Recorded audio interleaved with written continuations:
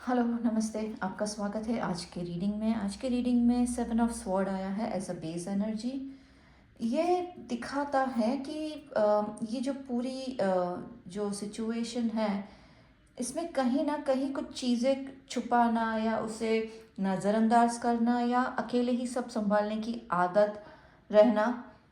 इसका मतलब ये नहीं है कि कुछ गलत कर रहे थे, बल्कि आप अपनी जो अंदर की भावनाएं हैं वो नहीं बोल रहे थे, या किसी ऐसी सिचुएशन में सीधे सीधे बात करना, मुंह पे बात करना, उसके बजाय आप बहुत ही चालाकी से और सही तरीके से, पॉजिटिव तरीके से उसको हैंडल करने की कोशिश कर रहे थे।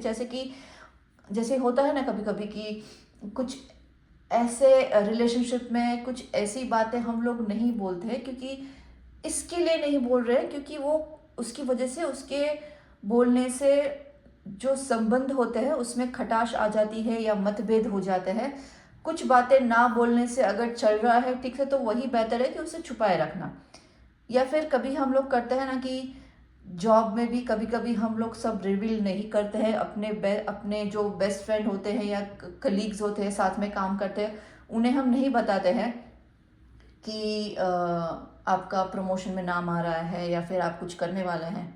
क्योंकि जब तक वो चीज़ ना हो तब तक आप अगर दिल में दबा के रखें तो अच्छा है कि वो मतभेद ना हो, वो इश्यू क्रिएट ना हो।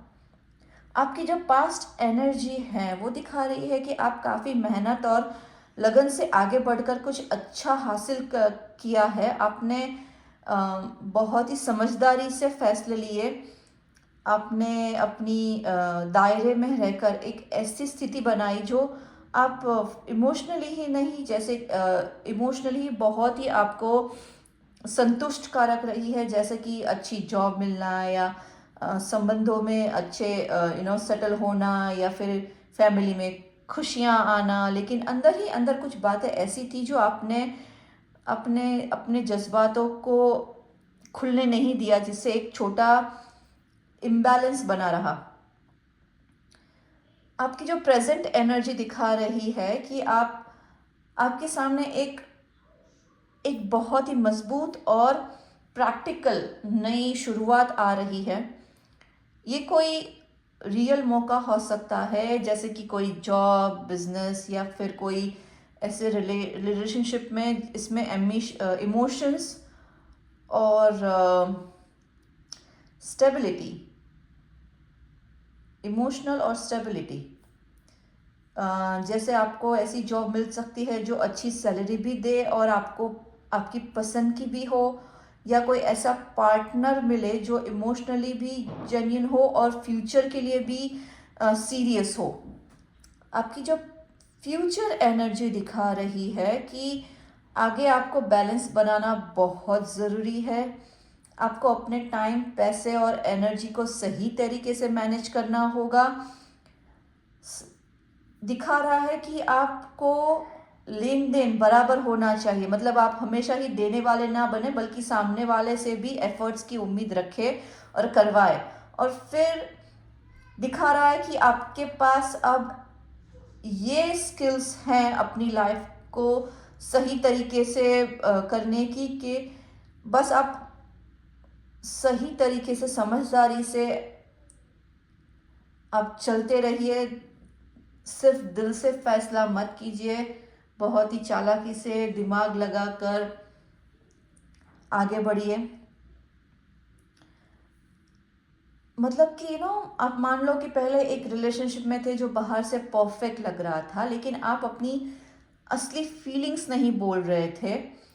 अब आप उस सिचुएशन से निकल कर एक नई अपॉर्चुनिटी में आ रहे हो शायद, या फिर नई जॉब। मैंने पहले भी कहा कि जॉब हो सकती है या फिर कोई रिलेशनशिप हो सकता है, लेकिन इस बार आपको सीखना है कि आप सिर्फ देना ही नहीं, अपनी अपनी एक बाउंड्री भी बनानी है, और बिना सोचे समझे जल्दबाजी में कोई भी फैसला ना ले। अगर आप ऐसा करते हैं तो आप अपनी लाइफ को सच में एक बैलेंस बना सकते हैं। ओवरऑल ये सिर्फ बाहर से सब ठीक दिखाना काफ़ी नहीं होगा, अंदर से भी सच्चाई, बैलेंस और बहुत ही क्लैरिटी होना ज़रूरी है। जब आप ऑनेस्टी से कम्युनिकेशन करते हो, सही प्लानिंग करते हो, तो आप अपने एक्शन को कंट्रोल में रखते हो। तब आप अपनी लाइफ को खुद शेप कर सकते हो और एक जो संतुष्टि होती है वो स्टेबल फ्यूचर बना सकते हो।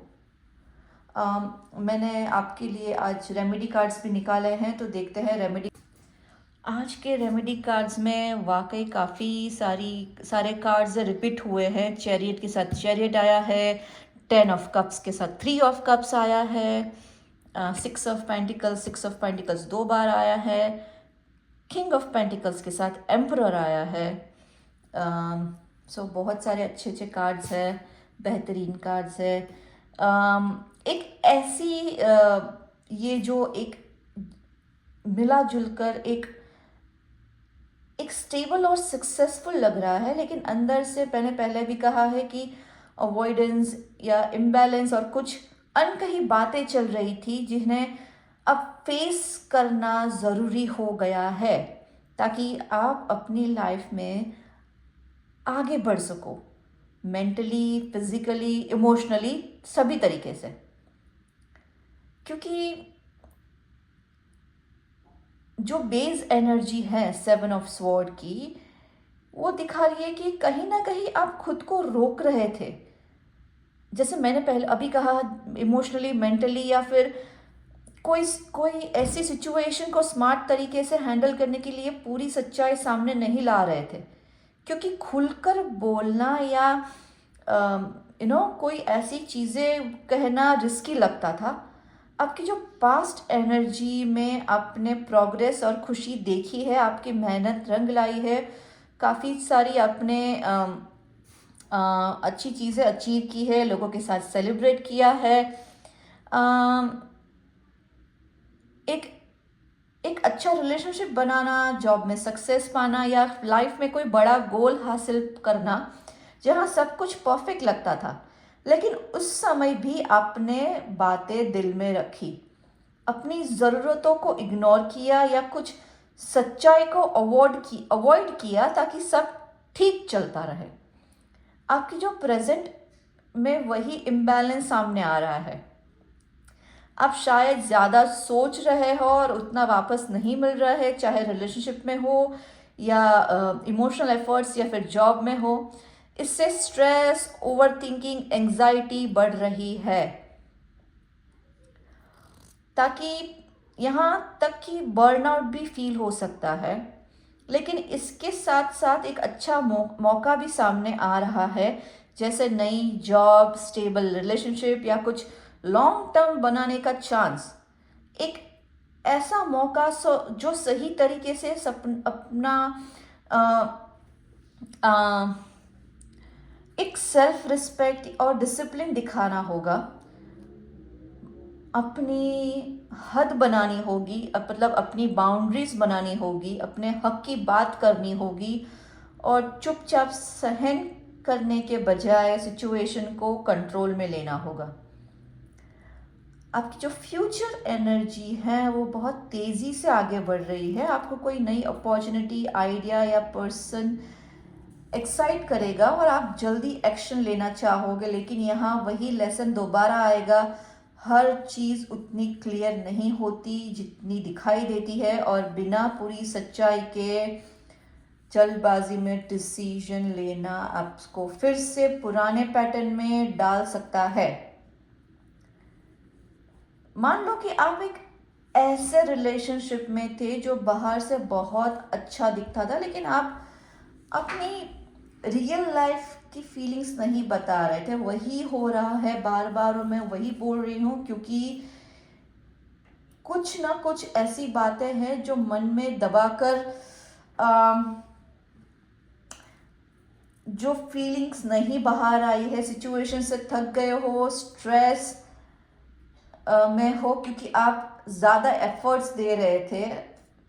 आपको एक नया चांस मिलता है, शायद नई जॉब या नया रिलेशनशिप। इस बार आपको बैलेंस बनाकर चलना होगा, वैल्यू समझनी होगी खुद की, सामने वाले से फेयरनेस एक्सपेक्ट करनी करनी होगी, बिना सोचे समझे डिसीजन मत लेना। ये एक लेवल अप करना सिखा रहा है, जहां आप कॉम्प्रोमाइज और सिर्फ सरवाइव करने से निकलकर कॉन्शियसली अपनी लाइफ क्रिएट करते हो। जब आप ऑनेस्टी से कम्युनिकेट करते हो, बैलेंस मेंटेन करते हो और सोच समझकर डिसीजन लेते हो, तब आप ऐसी लाइफ बनाते हो जो सिर्फ बाहर से ही नहीं बल्कि अंदर से भी ट्रूली स्टेबल और संतुष्टि वाली होती है। अ, आशा करती हूँ कि ये कार्ड्स आप रेजोनेट कर पाएंगे। आज के लिए इतना ही। कल फिर मिलते हैं नए कार्ड के साथ। धन्यवाद।